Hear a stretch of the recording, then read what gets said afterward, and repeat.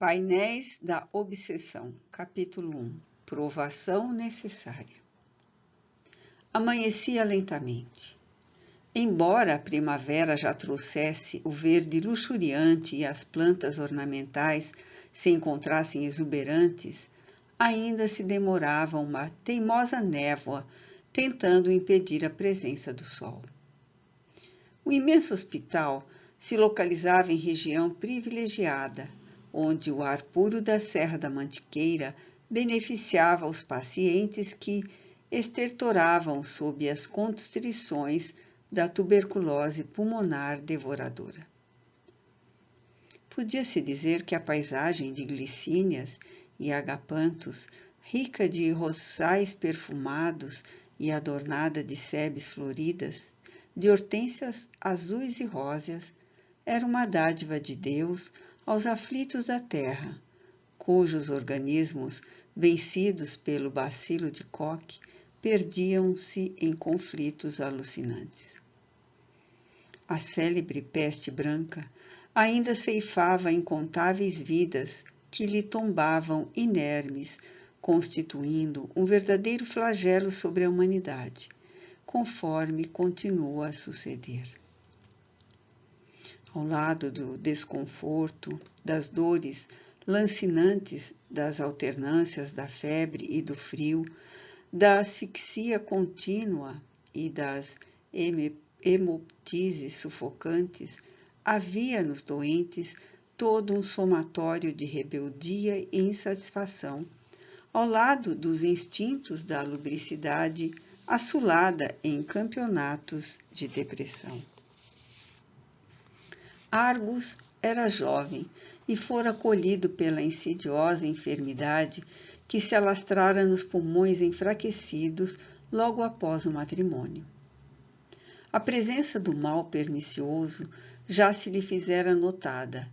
No entanto, moço ambicioso e inquieto, enfrentara o compromisso conjugal sem as necessárias reservas do equilíbrio, ocultando à futura esposa o problema que já o minava, sendo logo após vencido pela voragem da moléstia que, de pronto, o prostrou, levando-o ao recolhimento do sanatório.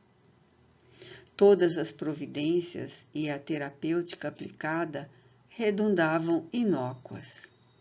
Dia a dia, o organismo parecia diluir-se sob as reações voluptuosas do bacilo em terrível multiplicação.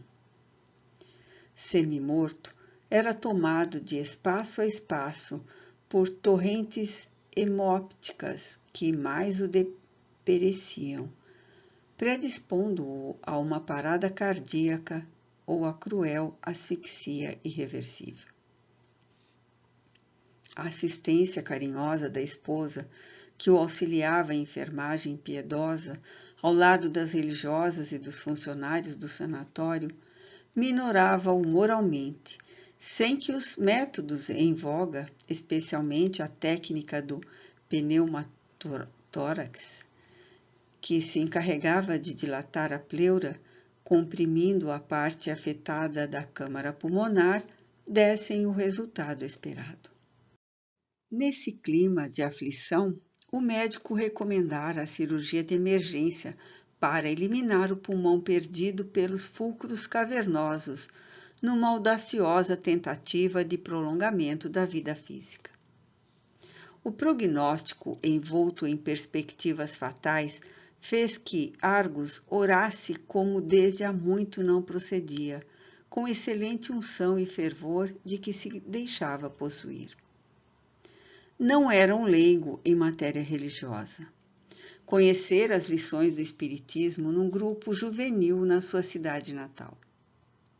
O encontro com a revelação codificada por Allan Kardec produzira-lhe um impacto salutar e conseguira sensibilizá-lo em profundidade. A mente absorvera as lições sobre a filosofia da reencarnação, o que lhe propiciou entender as tormentosas indagações que lhe demoravam na mente. A sua vida, embora de curta duração até aquele momento, fora assinalada por caprichosas injunções do destino. Nascera num lar de lutas e em terra adusta, onde a miséria econômica do povo disputava com a aridez do solo. Provara a orfandade desde cedo, e apesar de sentir-se atraído pela riqueza, pelo poder, e experimentar, no imo, a presença de desencontradas emoções, fora constrangido a sorver a taça de amarguras e dificuldades que o revoltavam sem poder extravasar. Meditando a respeito da própria situação, via a inexorável presença de uma força superior que o disciplinava por motivos que então lhe escapavam. A doença pertinaz era o ápice das suas provações. Não poderia saber se decorrente de uma herança ancestral pela família ou se fruto das deficiências alimentares que o privaram da saúde durante a infância e a adolescência. Certo é que, ao fruir da felicidade conjugal, a sorrateira dilaceração dos tecidos adicionara às antigas outras mais novas amarguras. O espectro da cirurgia, cuja probabilidade de êxito era reduzida, a preocupação em deixar viúva e jovem a esposa amada, trucidavam-lhe a mente e esmagavam-lhe o coração. Assim, a noite fora longa e inquieta, não obstante o sedativo preparatório para o tratamento cirúrgico previsto para o dia imediato.